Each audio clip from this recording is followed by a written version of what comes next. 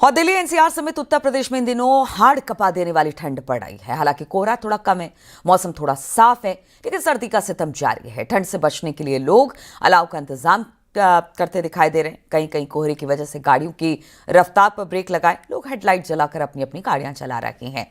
माना जा रहा है कि नए साल तक इसी तरह ठंड रहेगी। उधर ठंड और शीतलहर पर श्रद्धालुओं की आस्था भारी पड़ रही है। वाराणसी, मथुरा, हरिद्वार, अयोध्या श्रद्धालु जो है यहाँ पर उनका सैलाब उमड़ पड़ा है, क्योंकि देखिए छुट्टी का वक्त होता है।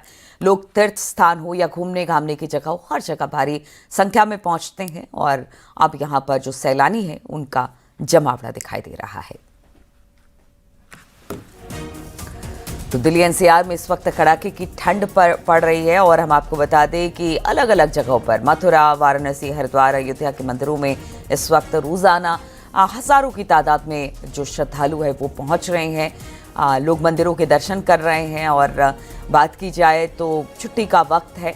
लोग चाहते हैं कि क्यों ना नया साल इन्हीं मंदिरों में घूमकर भगवान से आशीर्वाद लेकर बिताया जाए, इसलिए इन सब जगहों पर खास तौर पर सैलानियों की संख्या बढ़ गई है।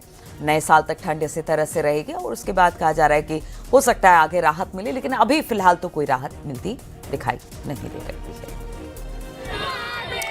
बातचीत करने के लिए इस वक्त हरिद्वार से पुलकित शुक्ला हमारे साथ जुड़ गए हैं। पुलकित, देखिए एक तो ठंड का मौसम है, छुट्टियों के दिन शुरू हो गए हैं क्योंकि बच्चों की भी छुट्टियां हो गई हैं। लोग इस दौरान घूमने घामने निकलते हैं और खासतौर पर हरिद्वार की बात की जाए तो यहाँ भगवान के दर्शन भी होते हैं, घूमना भी हो जाता है। तो किस तरह से सैलानियों का आना जाना यहाँ पर है और ठंड किस तरह की है?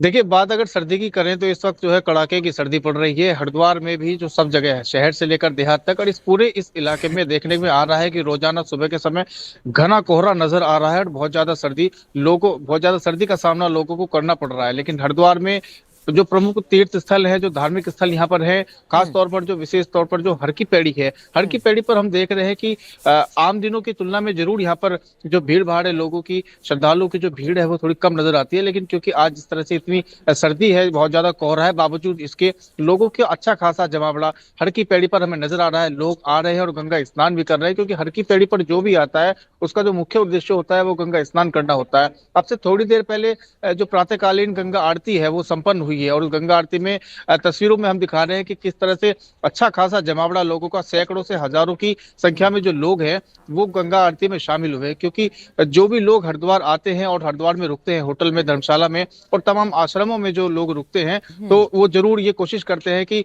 सुबह की या शाम की जो गंगा आरती है वो उसमें सम्मिलित हो सके और जितनी जो भव्य नजारा है इस गंगा आरती का, जो अलौकिकता है, वो उसके दर्शन कर सके। और वही नजारा हमने अब से थोड़ी देर पहले देखा कि इतनी ठंड के, इतनी भीषण सर्दी के बावजूद भी जो लोग हैं वो जो आस्था पर जो भारी पड़ती हुई नजर आ रही है, जो सर्दी पर जो भारी पड़ती नजर आ रही है। क्योंकि देखिए इतनी ठंड पड़ रही है, उसके बावजूद लोग वहां पर पहुंच रहे हैं। बातचीत हो सकती है क्या उन लोगों से? जी, कुछ लोग यहाँ पर मौजूद हैं, मैं बात करने का प्रयास करूंगा। कुछ एक युवाओं का ग्रुप यहाँ पर है, मैं बात करने का प्रयास करूंगा। भैया, आप काफी लोग देख रहे हैं, हम काफी दोस्त लोग साथ में हैं। आप कहाँ से आए हैं, क्या नाम है आपका? हम लोग इंदौर से आए हैं। मेरा नाम है डॉक्टर आकाश मीणा और मेरे साथ में डॉक्टर अंकित माली है। हम लोग सब इंदौर से आए हैं और एक हमारे भाई दिल्ली तो से। बहुत ज्यादा सर्दी हो रही है, किस तरह से प्लान आपने बनाया कि हरिद्वार जाना चाहिए, गंगा स्नान करना चाहिए? बस हम 4-5 लोग बैठे थे, गेम खेल रहे थे पबजी। फिर एक आया कि भाई हम गेम नहीं खेलेंगे, हम उनके चलते हैं। अच्छा। और हम लोगों ने बोला चलो चलते हैं, तो हम लोग निकल आए दिल्ली इंदौर से और यहाँ प्लान किया कि हरिद्वार चलते हैं और ऋषिकेश चलते अच्छा, हैं। इतनी ज्यादा सर्दी हो रही है, लोग जो है घर से निकल नहीं रहे हैं। अगर जरूरी काम ना हो तो लोग रजाई में दुबके हुए हैं, लेकिन आप यहाँ पहुंचे हुए इतनी भीषण सर्दी में गंगा स्नान भी कर रहे हैं। माँ गंगा जब बुलाती है तो आना ही पड़ता है। हर हर गंगे। तो आस्था बड़ी है, सर्दी बड़ी?